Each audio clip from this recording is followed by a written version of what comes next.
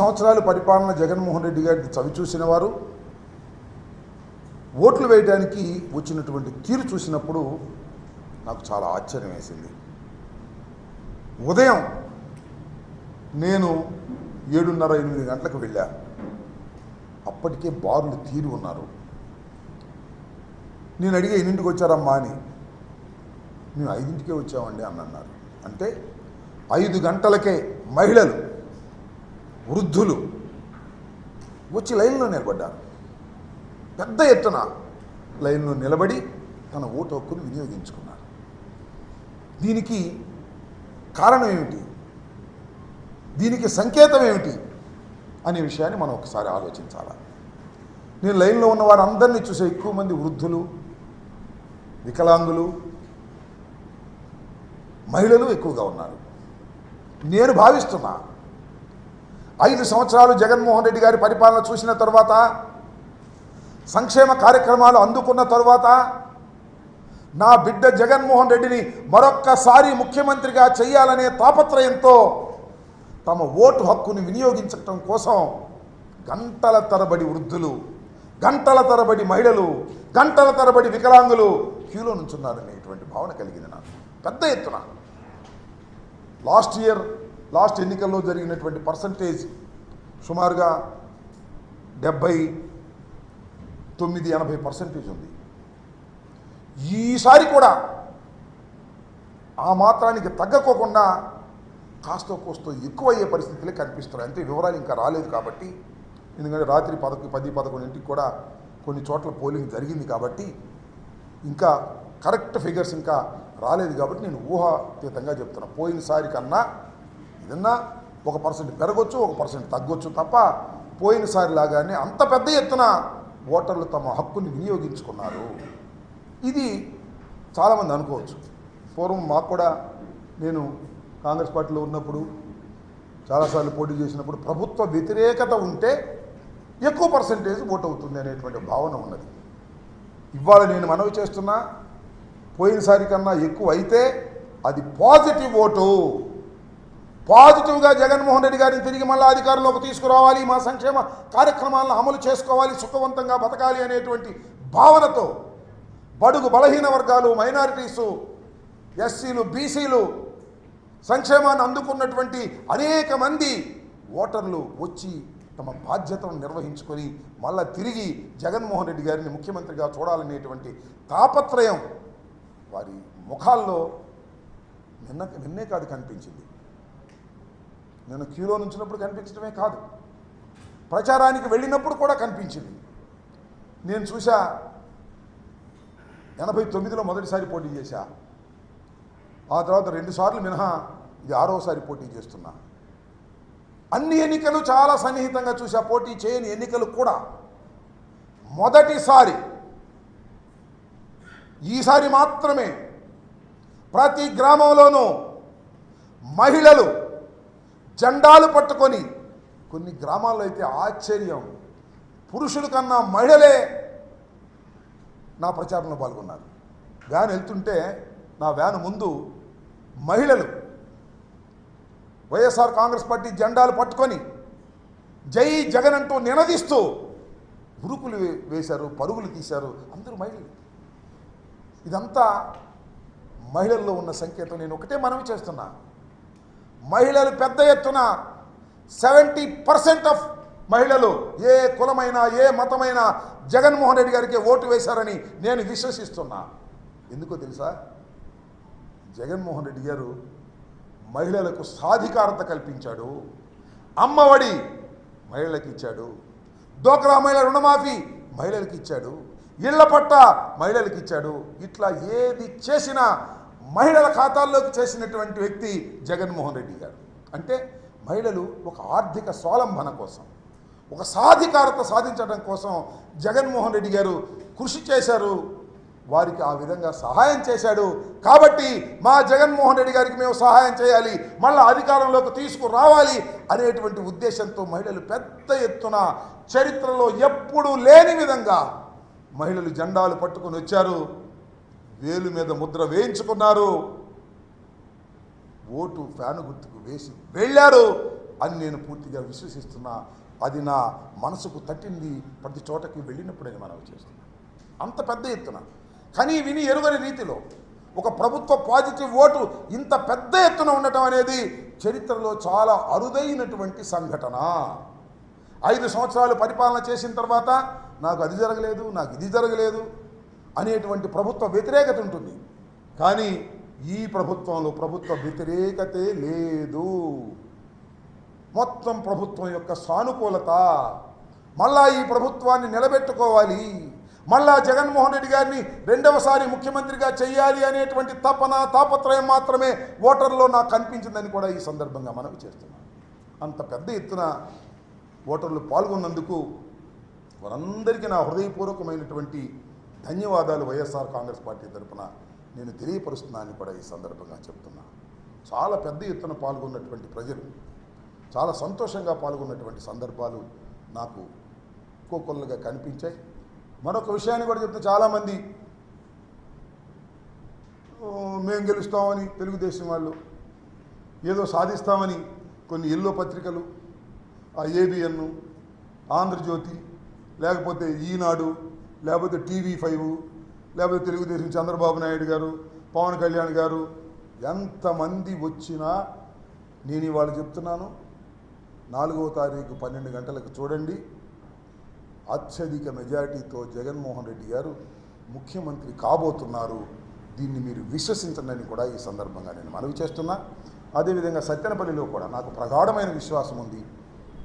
టౌన్లో కానీ వివిధ మండలాల్లో కానీ చాలా పెద్ద ఎత్తున ఓటర్లు పాల్గొన్నారు పాజిటివ్గా.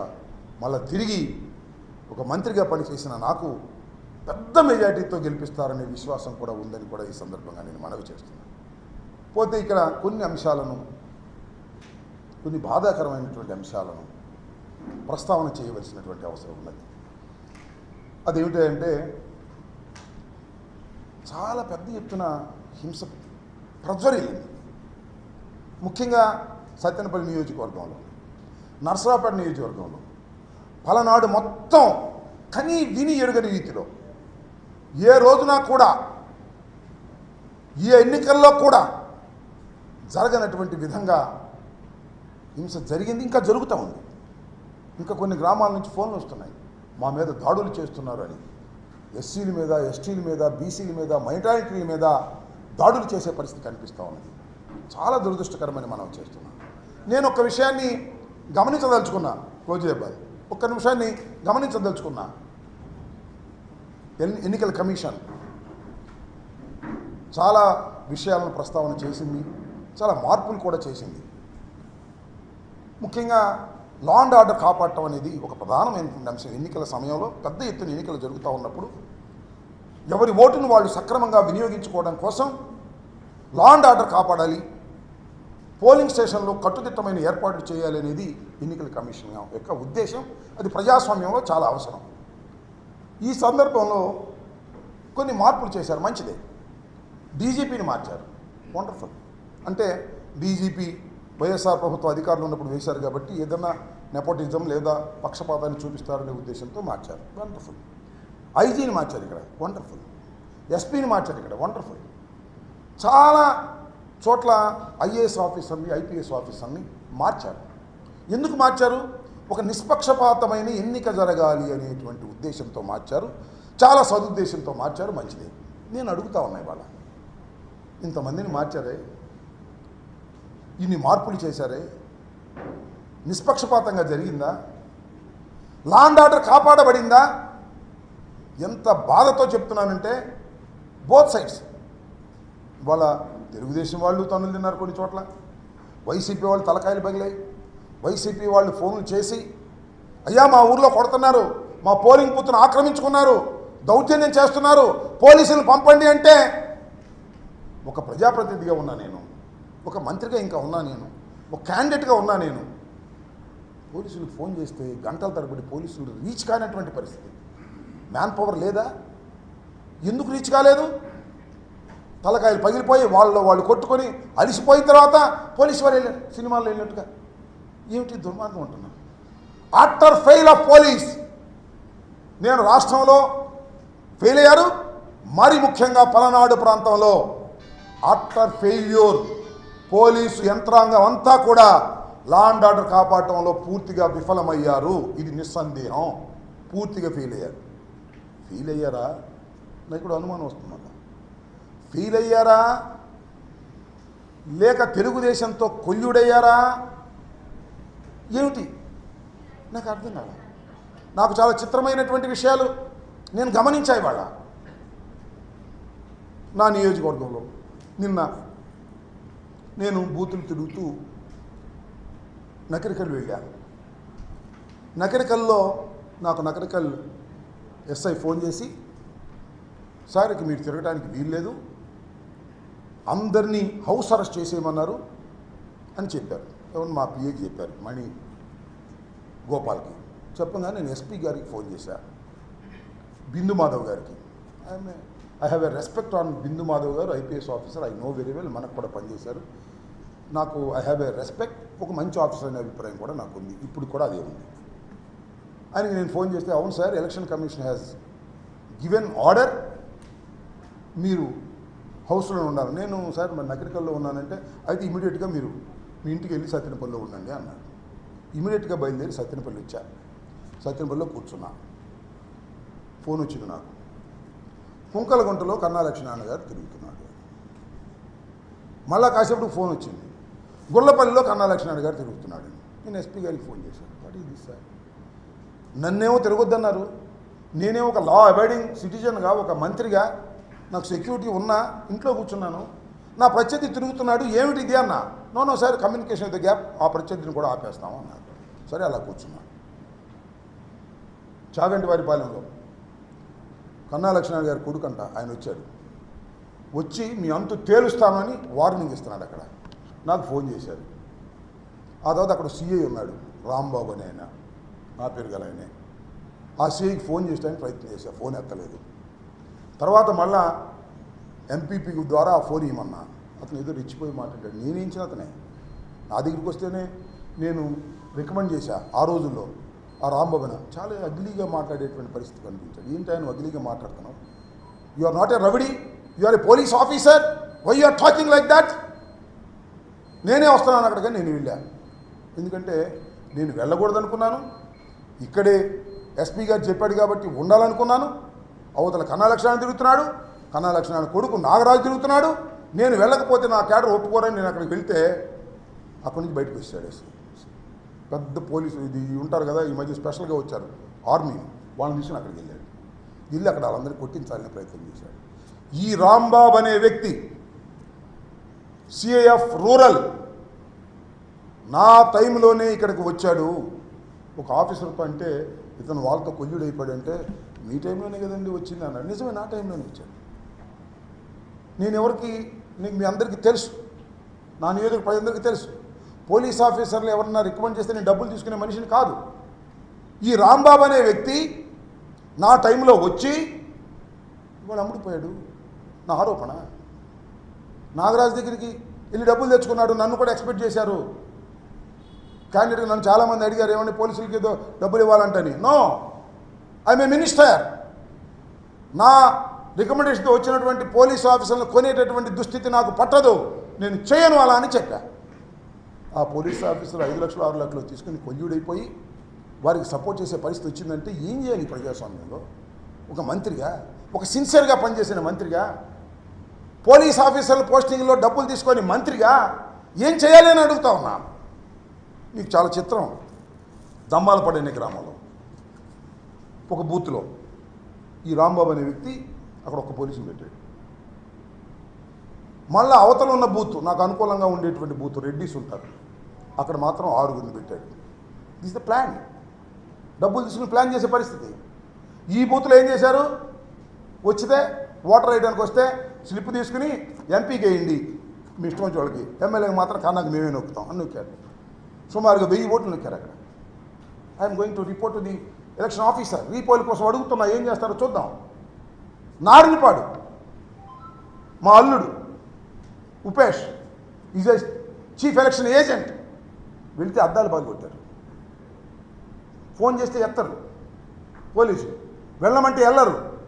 Colluded with Narinipadu Telugu Desam group, వాళ్ళతో కొల్యూడ్ అయిపోయి డబ్బులు తీసుకుని ఆ సిఐ అందరినీ అంటలే నేను, ఆ CI Rambabu colluded with Telugu Desam. అదేమంటే మీరేం జరగా అంటున్నారు, అది వేరే అంశం. Colluded with Telugu Desam, taking money purchased by Telugu Desam, is doing like that. ఏంటి ఇంకా ప్రజాస్వామ్యంలో రక్షణ లేకపోతే? అయ్యా ఓటేస్తుంటే కొడుతున్నారు, నాకు రక్షణ కావాలి అని అడుగుతుంటే పోలీసులు ఫోన్ చేస్తే పంపనటువంటి దుస్థితిలో ఉన్నామే. ఒకటి కాదు, రెండు కాదు, కుంకలగుంట, చీమలమర్రి, నారినపాడు, తమ్మాలపాడు, తొండపి,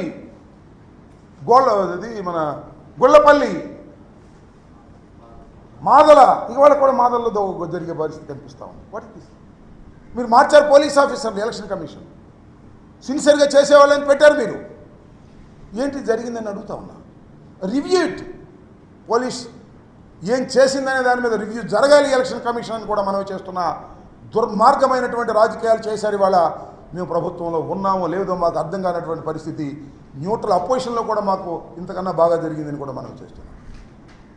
ఆర్తనాదాలు చేస్తున్నటువంటి వైసీపీ కార్యకర్తలకి పోలీసుల్ని పంపలేని దీన స్థితిలో ఇవాళ మేము ఉన్నాం అభ్యర్థులు అంటే నాకు నిజంగా బాధేస్తుంది, గుండె తరిగిపోతుందని కూడా మనం చేస్తున్నాం. ఇంత దుర్మార్గమైనటువంటి పరిపాలన ఇక్కడ జరిగింది ఈ ఎలక్షన్ కమిషన్ టైంలో అనేది నాకు బాధ. సిఐ ఎత్తడు, డిఎస్పీ ఎత్తడు, ఎస్పీ ఎత్తాడు. ఎస్పీ గారు పాపం మాట్లాడుతూ ఉన్నాడు, పంపిస్తున్నాను అంటున్నాడు, 5 నిమిషాలు వెళ్తానంటున్నారు, 5 కాదు గంట అయినా కూడా రీచ్ కానటువంటి పరిస్థితి. ఇంత దుర్మార్గమైనటువంటి పరిస్థితులు వాళ్ళకి కలగటం చాలా శోచనీయమైనటువంటి బాధాకరమైనటువంటి అంశం అని కూడా ఈ సందర్భంగా నేను మనవి చేస్తూ, ఇది నేను మళ్ళా ఎలక్షన్ కమిషన్ నిన్న ఒక స్టేట్మెంట్ ఇచ్చారు, నో రీపోలింగ్ అని. నేను again I'm asking election commission through media, Dammalapadu, Narinapadu, Chimalamarri already నేను అప్లై చేశాను. వెబ్ కెమెరాస్ పెట్టారు. ఎలక్షన్స్లో వెబ్ కెమెరాస్ ఎందుకు పెడతారు? అక్కడ సరిగ్గా ఎవడు ఓటు వాడు వేసుకున్నాడా లేదని దానిలో చూస్తారు. అది చూసి ఎవడు ఓటు వాడు వేసుకోలేదనుకో రీపోలింగ్ పెట్టాలి కదా. ఎందుకు పెట్టింది? I request the election commission of Andhra Pradesh, please verify the web cameras and give the decision. Don't take మేము ఈ రీపోలింగ్ పెట్టము అనేది ప్రజాస్వామ్యంలో కరెక్ట్ కాదు. మా విన్నపాలు తీసుకొని పరిశీలించండి. పోలింగ్ ఆఫీసర్స్ కూడా కొల్యూడ్ అయిపోయారు కొన్ని చోట్ల పోలీసులతో పాటు. డబ్బులు ఇచ్చారో, బెదిరిపోయారో, భయపడ్డారో, వాళ్ళు చెప్పినట్టు విన్నారు, వాళ్ళు రాయలేదు పుస్తకంలో. అది కాదు ప్రధానమైంది. You see the web cameras. Web కెమెరాలో చూసి ఎవడి ఓటు వాడు వేసుకుంటే మాకేం అభ్యంతరం లేదు. అందరి ఓటు ఒకడే నొక్కుతుంటే దాన్ని మీరు ఎలా లేవ చేస్తారు? వెబ్ కెమెరాలు పెట్టింది ఎందుకు? దయచేసి I request the election commission, go through the web cameras. మేము ఎక్కడైతే మేము కంప్లైంట్ ఇచ్చామో అవి ఒక్కసారి వెబ్ కెమెరా చూడండి. చూసి దానిలో తప్పు జరిగిందని స్పష్టంగా కనిపిస్తే రీపోల్ చేయాల్సినటువంటి బాధ్యత ఉంది. ప్రజాస్వామ్యం ఇదని కూడా ఈ సందర్భంగా నేను మనవి చేస్తున్నా. కాబట్టి దమ్మాలపాడు 253, 254, నారినపాడు 236, 237, చీమలమర్రి 197, 198. ఈ 6 బూత్స్లో I'm requesting, I'm demanding the election commission to go for a repolling in a short time. ఇవన్నీ కూడా వెబ్ కెమెరాలు చూసి వాళ్ళకి మీరు రీపోల్ చేసే అవకాశం ఇస్తే ప్రజలు మళ్ళీ నిజంగా తమ ఓటు హక్కును వినియోగించుకుంటారు. ఇక్కడ ఓటు హక్కును వాళ్ళు వినియోగించుకోలేదు, వారి బదులు ఎవరో నా ఓటు వాడు నొక్కేశాడు. ఇది మీరు వెబ్ కెమెరాలో చూస్తే అర్థమవుతుంది. ఇది చాలా న్యాయమైనటువంటి డిమాండు, కోరిక ప్రజాస్వామ్యంలో. కాబట్టి దీన్ని కన్సిడర్ చేయాలని మీ ద్వారా, మీడియా ద్వారా ఎలక్షన్ కమిషన్ కోరుతున్నాను. ఆల్రెడీ ఈ 3 గురించి కూడా డిస్ట్రిక్ట్ ఎలక్షన్ అథారిటీస్కి నేను ఆల్రెడీ రిప్రజెంటేషన్ ఇచ్చాను. ఇవాళ ఈవినింగ్ కూడా స్టేట్ ఎలక్షన్ కమిషన్ని కలవాలనే ప్రయత్నం చేస్తున్నాను, కలుస్తాను. ప్రజాస్వామ్యంలో ఇది అవసరమని ఈ సందర్భంగా నేను మీ ద్వారా వారికి చెప్పదలుచుకున్నాను. ఫైనల్గా ఒకటే చెప్పదలుచుకున్నాను,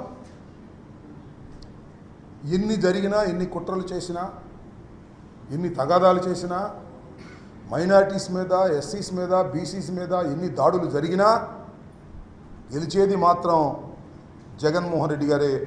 మళ్ళా పరిపాలన కూడా జగన్మోహన్ రెడ్డి గారే చేస్తారు. మళ్ళా పరిపాలనలో మంచి కార్యక్రమాలు చేస్తారు. 4వ తారీఖు మీరే చూడబోతున్నారు. రెచ్చిపోయే ఆ మూకలకు చెప్తున్నాను, జగన్మోహన్ రెడ్డి గారే మళ్ళా ముఖ్యమంత్రి. బ్రహ్మరుద్రాదులేకమైన చంద్రబాబు ముఖ్యమంత్రి కాలేడు. ఎందుకంటే చంద్రబాబు మోసగాడు. చంద్రబాబు చెప్పింది ఏ పని చేయలేదు. 14 సంవత్సరాలు చంద్రబాబు ప్రజల్ని మోసం చేశాడు. మేనిఫెస్టో పెట్టి మేనిఫెస్టోలో మోసం చేశాడు. ఒక్కటి కూడా చేయలేదు. నేను అందుకే చాలా సందర్భాల్లో చెప్తున్నా, ఇచ్చిన ప్రతి మాటను నిలబెట్టుకున్న మొనగాడు జగన్మోహన్ రెడ్డి. ఇచ్చిన ప్రతి మాటను చెత్తబుట్టలో వేసిన మోసగాడు చంద్రబాబు నాయుడు. కాబట్టి గుర్తుపెట్టుకోండి, మోసగాన్ని గెలిపిస్తారా, మొనగాన్ని గెలిపిస్తారో ప్రజలు ఆల్రెడీ బాక్సుల్లో ఓట్లు వేశారు, చూస్తారు. మొనగాడే ఈ రాష్ట్రంలో గెలవబోతున్నాడు. మళ్ళా ఆ మొనగాడే మళ్ళా పరిపాలన చేయబోతున్నాడు. మళ్ళా మొనగాడే అభివృద్ధి కార్యక్రమాలను, సంక్షేమ కార్యక్రమాలను ప్రజలకు అందించబోతున్నాడు. 4వ తారీఖు 12 గంటలకు మీరందరూ చూడబోతున్నారని కూడా ఈ సందర్భంగా తెలియపరుస్తున్నాను. Thank you very much.